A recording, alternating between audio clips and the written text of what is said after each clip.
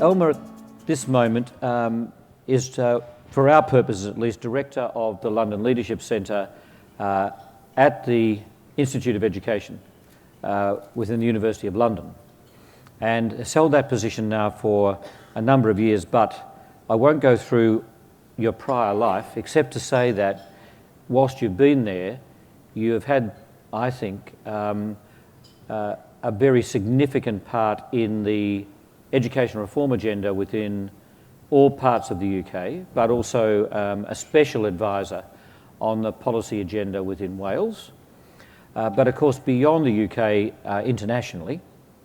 And for some people, I think it would be interesting to know that you are going to take a seconded position to Malaysia within the University of Malaya, heading up the Institute for Educational Leadership, which serves the whole of Malaysia through the Ministry of Education.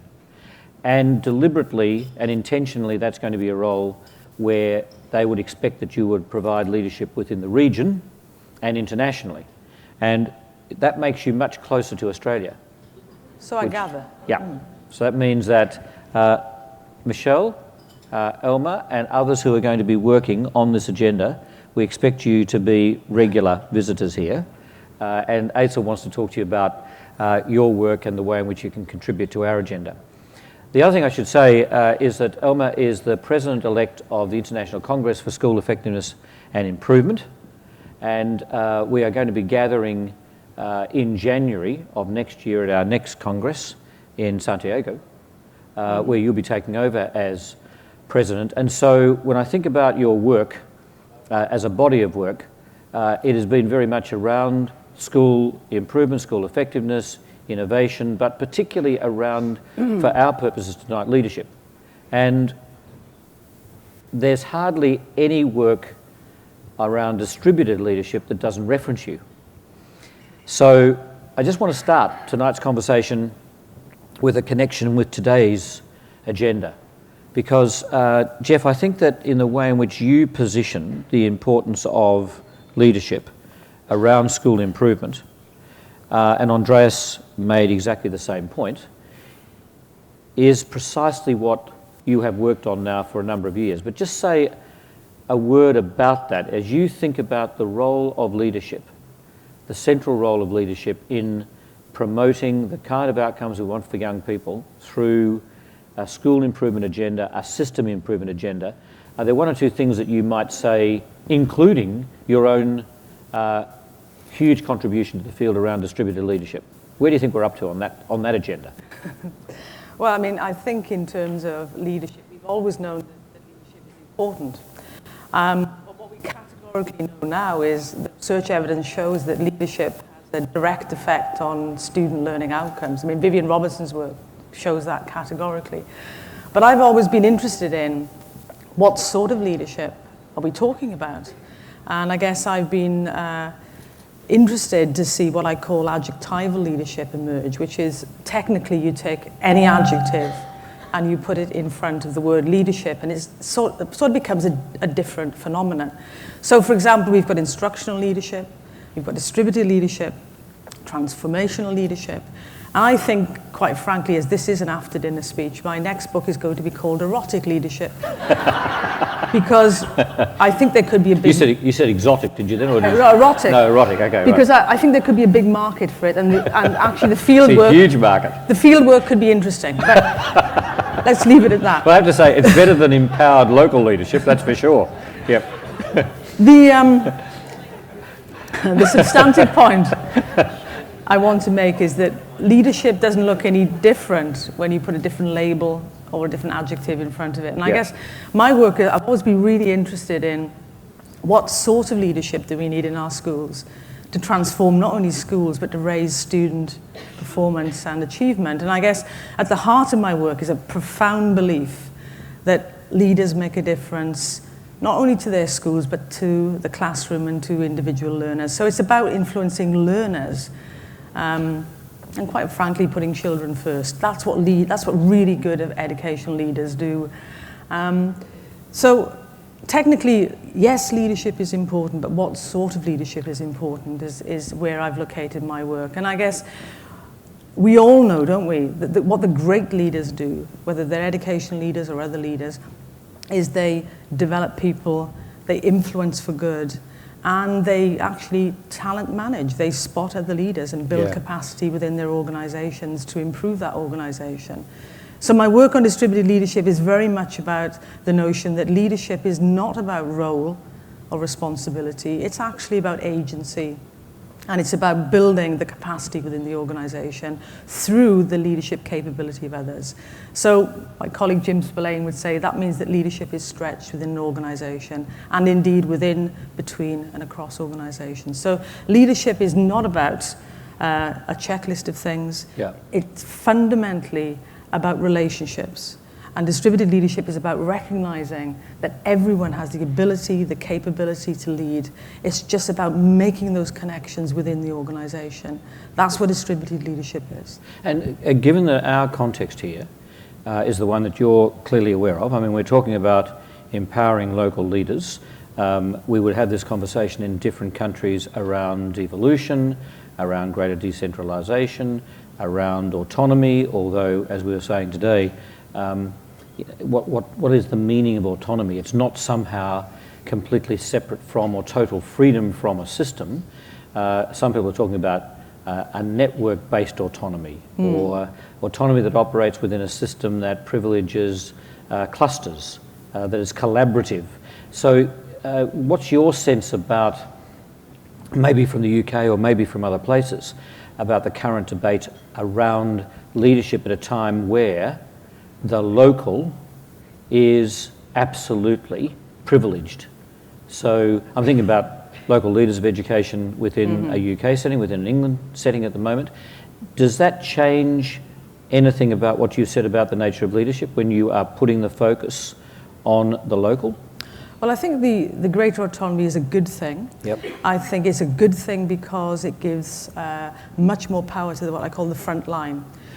We know that principles, good principles, have a direct effect on learning outcomes, so there's more chance of that impact.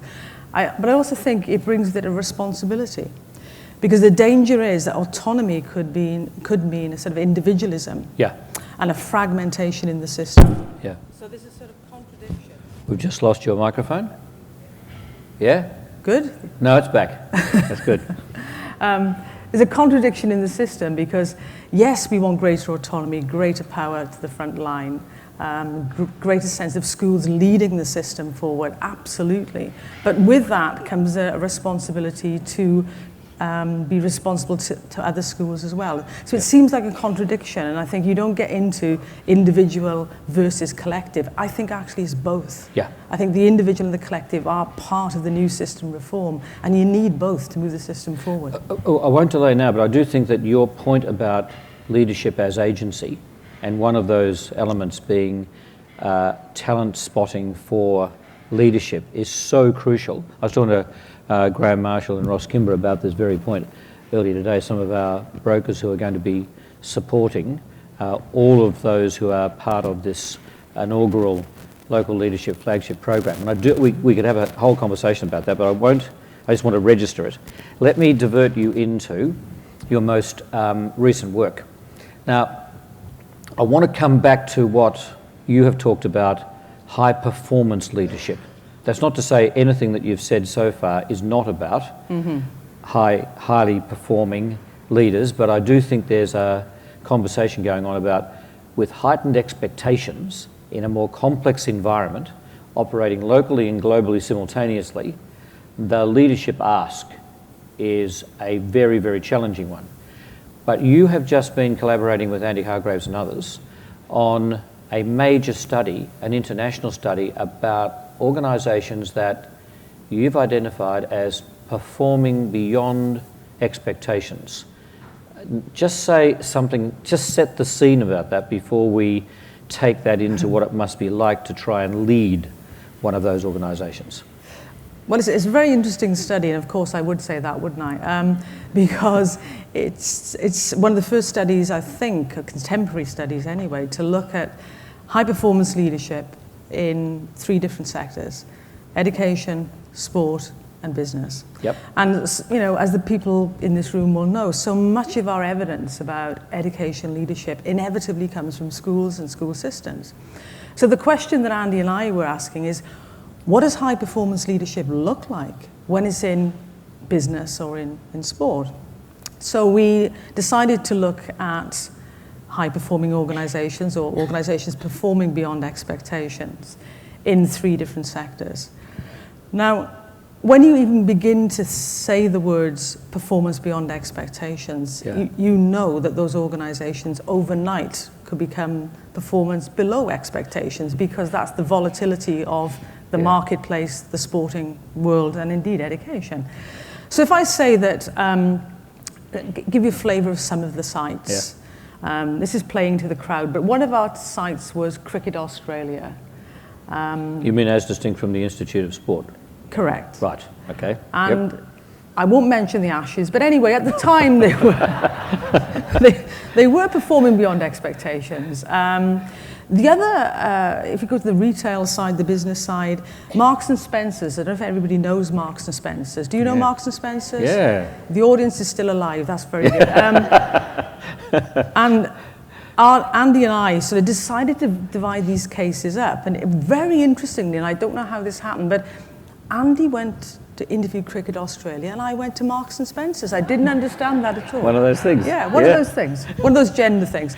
We also had Fiat in the case studies. Yeah. And I think, for me as a researcher, and I guess everybody in the audience, we're so familiar with schools.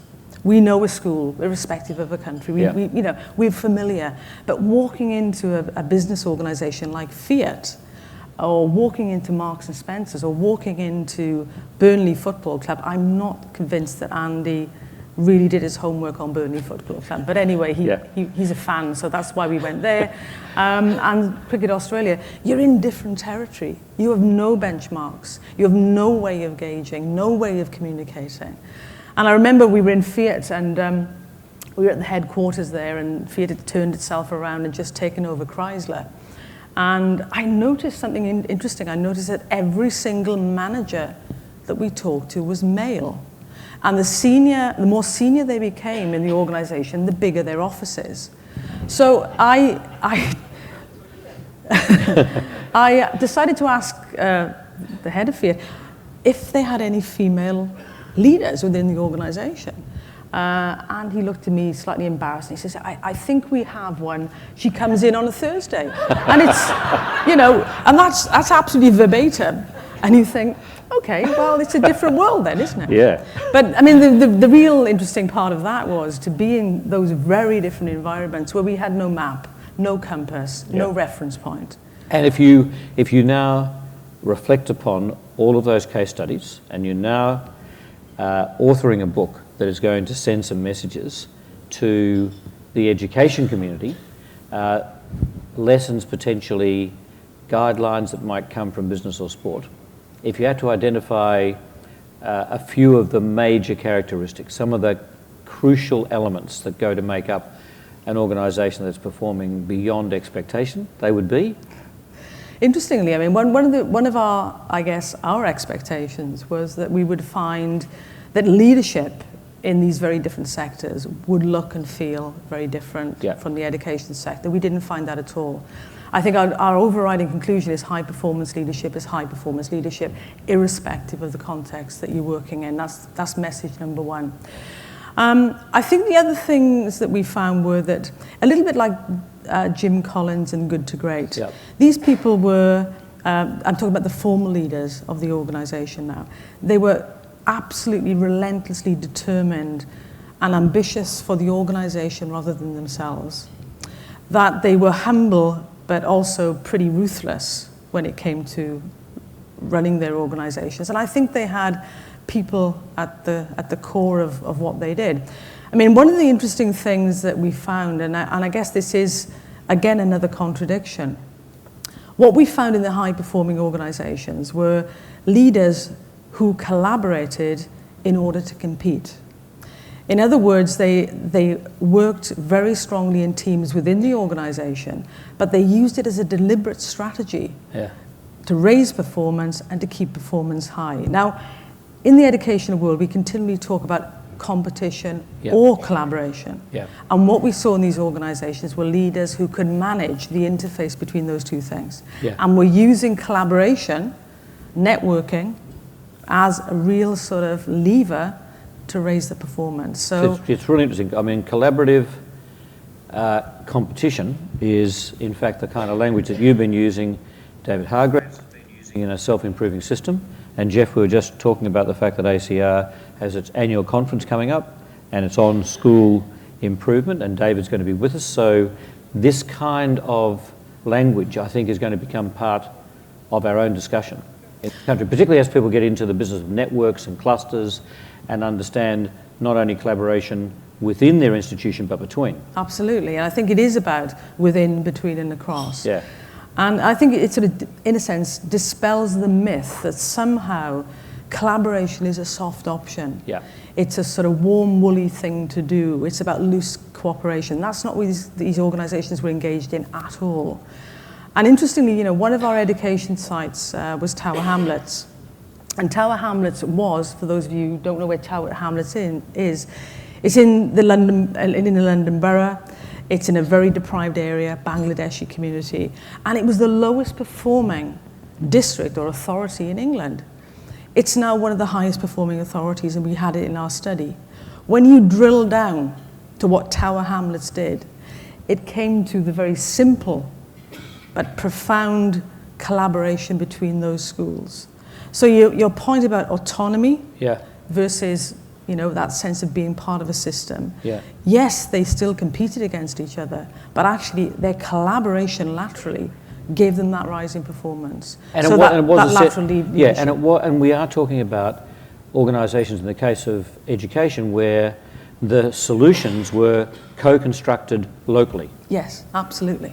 So what's the difference between all of the literature around turnaround schools or turnaround organisations and when you think about an organisation that performs beyond expectation? Because we've got, I think, people in this room that are part of the Empowering Local Schools initiative, where we are of the belief that a commitment to local leadership will ensure that we ultimately do perform beyond expectations, beyond an SES environment, beyond a challenging set of circumstances, beyond the tough geography of rural and remote. So if you think about, and I suppose what I'm thinking here is, as you look at the education case studies that you had, are there a couple of features of the nature of the leadership in those places that you could say, yeah, this really does make the difference?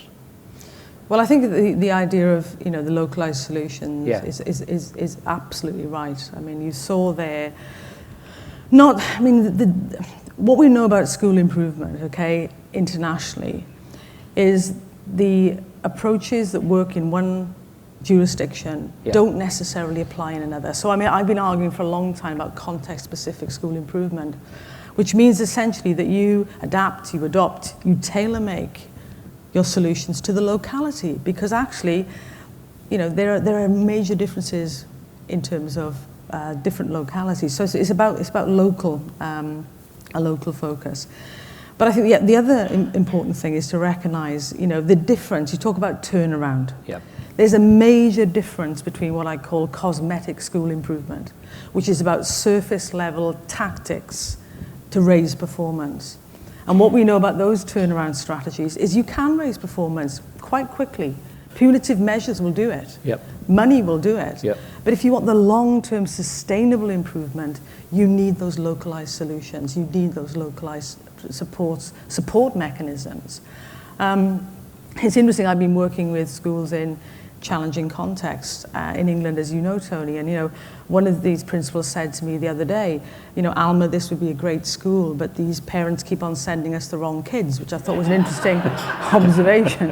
And, you know, the point is, if we wait for the right kids and the right teachers, you know, we're going to wait forever. You've got to work with what you've got. And that's the beauty of working with the locality and having that support mechanism, because you know the challenges you're facing.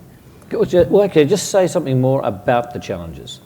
Because if you think about the work you've done around organisations that are performing beyond expectations, around high performance leadership, there's a kind of sense that if all of this comes together, we are going to see the difference. But on the journey, there must have been some clear lessons that you learned from the case studies that you've been engaged in about the nature of the challenges and how you overcome them? Absolutely. I mean, interestingly, we didn't expect to find this, okay? Because some of these companies were really successful over the long term. Yep. But every single example, including our education examples, had faced some dramatic threat or failure. If you think of Marks and Spencer's, some of you will know they were almost taken over at one point. Yeah. In terms of Fiat, Fiat used to be called, and I love this because I'd never heard it before, they used to be called, well, this is sort of appropriate, Tony, it used to be called Fix It Again, Tony, because the point is, every single car broke down, okay? Right. So they sort of built upon that, well, it wasn't just, failure. And it's interesting, Winston Churchill once said that leadership is going from failure to failure without losing enthusiasm. And I think, in a sense, I think we can all relate to that. But I think, in a sense, that was Fiat. It went from failure to failure to failure. Now, it built upon that failure to be the successful company it is today. And I think we saw in most of those companies abject failure at some point.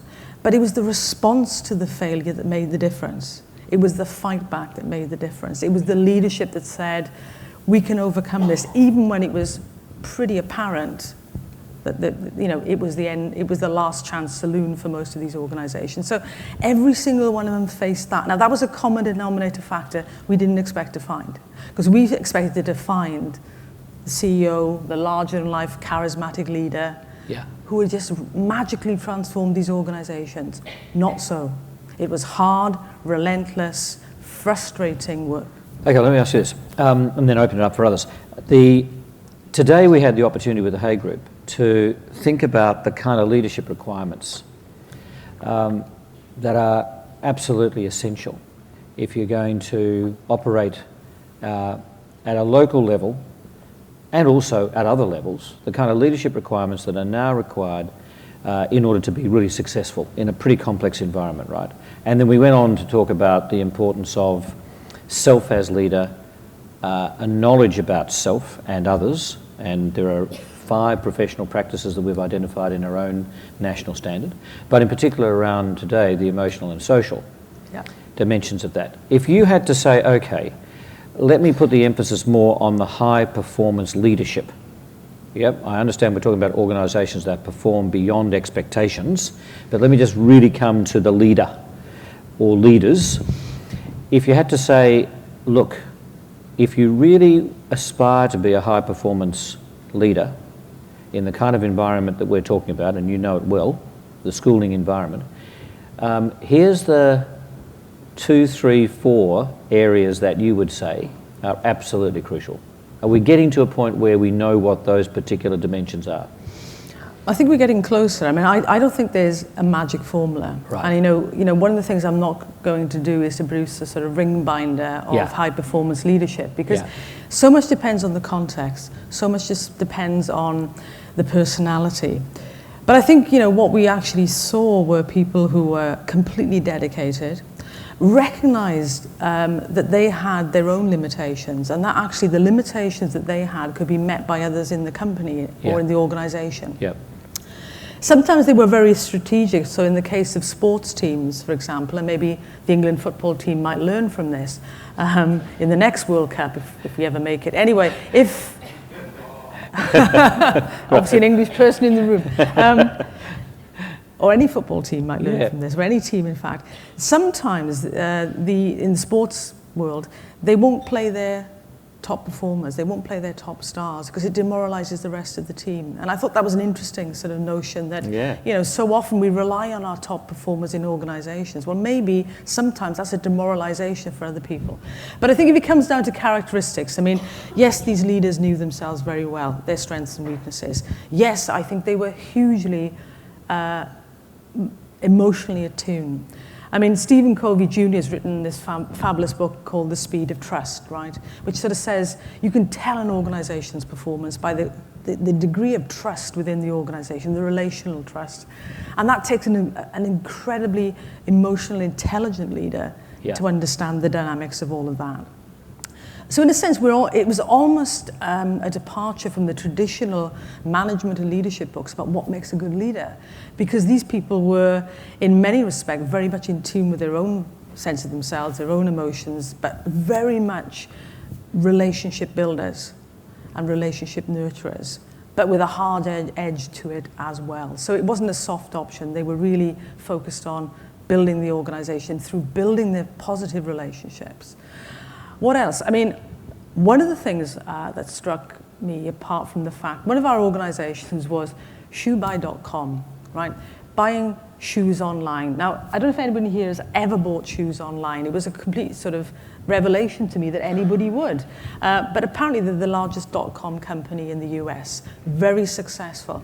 They survived the .com boom because when everybody else was being greedy and chasing the dollars, they waited, and they were patient, and they were resolute. Now that took a different sort of leadership when everybody else was racing forward. So these leaders are also strategic and patient, but also clear about the direction and their goal. Well, given the fact that the book hasn't yet been released, but we are looking forward to it. It has been written. It has been written, but will be released in the new year. But my understanding is that we have a learning centre that we're going to launch tomorrow so that everybody in this room has access to that. And not only will they have Jeff's slides and Andreas's slides, but they're going to have some excerpts pre-publication from the book, which is very generous of you. But I think we're meant to just stay quiet about that and not reveal that to too many other people. Don't tell the publisher. So, colleagues, let me just open this up. Are there those who would like to just, thank you very much, and if I can get a microphone, wave to me if there's another table so I can get you close and fast, because what I'm going to do is see if I can take 2 or 3. And then is that okay? Yeah. Do you need a pen to remind yourself of what? I'll write on the menu. Okay, so I'm going to take 2 or 3 and then ask Elma if she'd respond. And could people just introduce themselves? Michael Hall, and we met outside. I'm from Canberra. Others don't hold that against me. But interestingly enough, as I sit here and listen to what's being said and participate in sort of national forums to understand and appreciate what's happening globally, as I sit and think about how can I perform as a local leader, the challenges of a global revolution in education that's needed for 21st century. We look at the agendas that are coming through, which I have great affinity with in relation to local leadership, in relation to ensuring that young people stay and get re-engaged with, you know, a futures orientation and all the other things that are being asked of principals.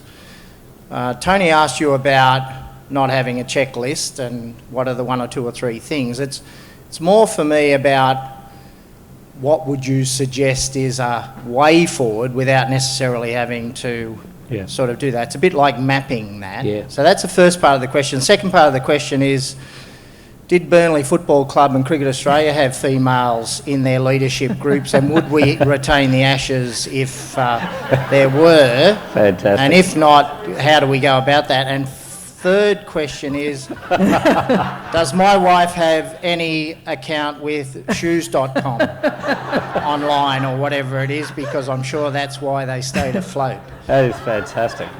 That is fantastic. So you've had the 3 questions now asked.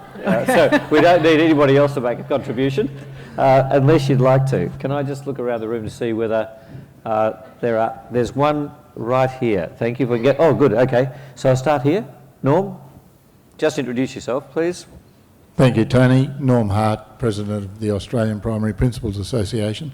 I was very interested, Elma, in the concept that leaders in organisations that were thrusting ahead were both ruthless and people at the core at the same time, and that's interesting to me, how you can be both of those things simultaneously.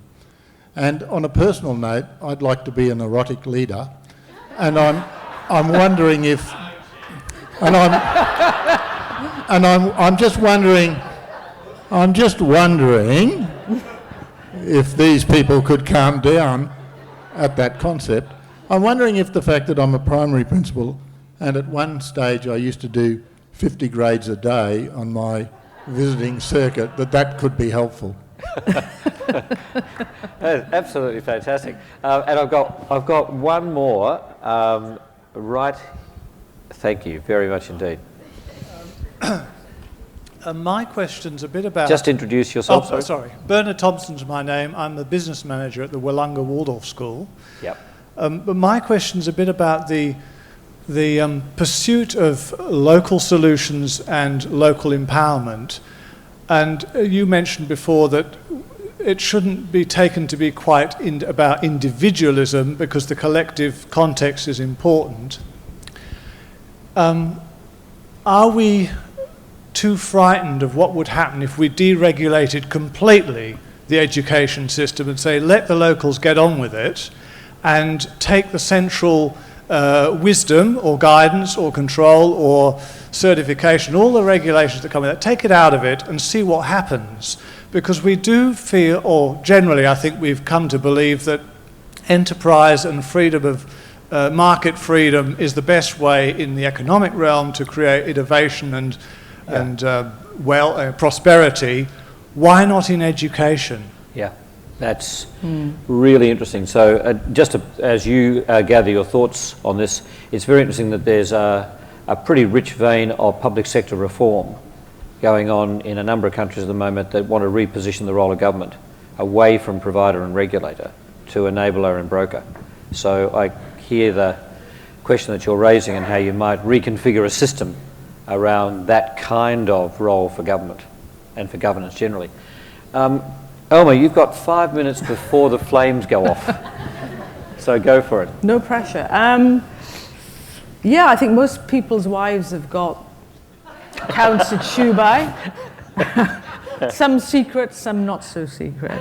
Burnley Football Club remains a mystery to me.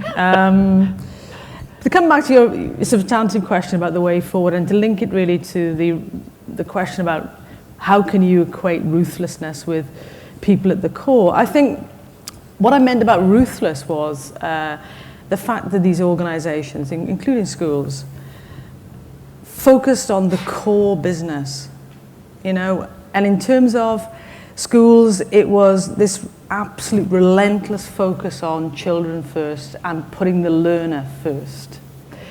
You know, as well as I do, in the busyness of schools and some of the madness of policy, you can easily get distracted from that. Yeah.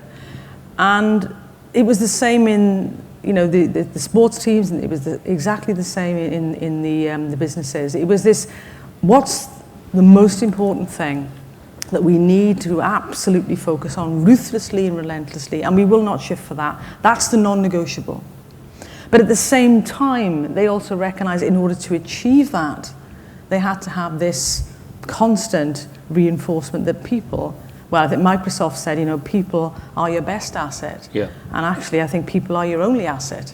This constant, relentless focus on the quality of people and the quality of relationships. The last question, I think, is a really interesting one. And I think, as you know, Tony, we've toyed with this in England. The degree to which we offer schools freedoms, absolutely, from local control and deregulation. And I think we've probably got a quasi-market in England. And we're moving closer and closer to giving schools more and more autonomy. And David Hargreaves talks about the self-improving system. And within that self-improving system, schools are the architects of that reform. And I think there's something important and I think powerful about schools shaping the system reform and not the other way around. Yeah. And I think, schools informing policy rather than policy dictating to schools is what I'd like to see. Yeah. Now, whether we can achieve that through total deregulation, I don't know. We've got few examples of where that's happened, some successful, some not successful. But my firm belief is that we have everything we need to improve the system within the system. We just need to make better connections. Elmer, thank you, because that's actually a forward agenda, I think, for the flagship program. We are just at the beginning. but at the end of our session, because of what I hear behind me. But we are just, I think, at the beginning of trying to figure out the way in which we can take forward empowering local schools. And you've raised, I think, a number of absolutely key points about how we can do this successfully, beyond expectations, with high performance leadership. Colleagues, would you join with me, please, in thanking Elmer Harris? Thank you.